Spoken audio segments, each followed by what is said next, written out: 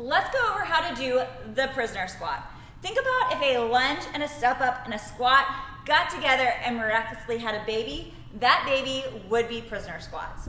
First things first, when you start to get set up, have something squishy like a yoga mat behind you. It'll just help cushion your knees a little bit more.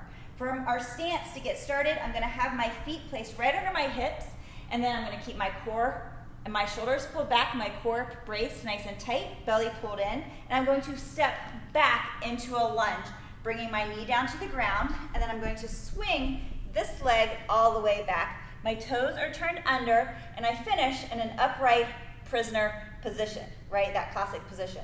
From here, I'm gonna swing my leg back around to the front of the mat, keeping my toes in the back, turned under so I could push off of those toes, but I'm gonna push mostly through the heel of my front foot to come back to standing. All right, so let's knock out a couple of reps to really get it into our head with how they look.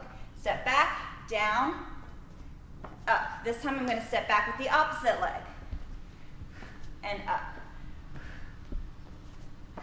Keep that core braced, belly in, shoulders up nice and tall.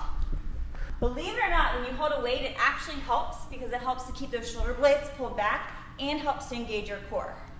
Step back, putting it, goblet a little bit off my chest, not directly on my chest.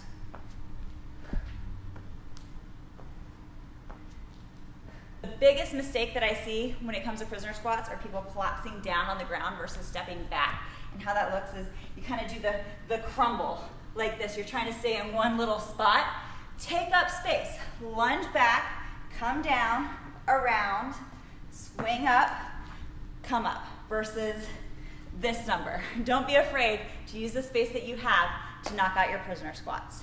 And the second biggest mistake that I see made is in this down position, instead of my toes turning under, is having the top of my foot flat on the ground. That makes it incredibly awkward when you try to come up and push. It can be a little bit painful on this back foot, versus if you have your toes turned under. I'm still pushing through this front heel, but my toes are there for support to get back up into that basic position. So that's the prisoner squat. If you have questions, let me know. And I put out brand new videos every single week here on YouTube, so make sure that you subscribe to the channel because you don't want to miss out. And also, if you want to work out with me and start utilizing prisoner squats into your workout, go check out Fit Women's Weekly Live, which is my online training studio. I will have a link down in the show notes to visit fitwomensweekly.com.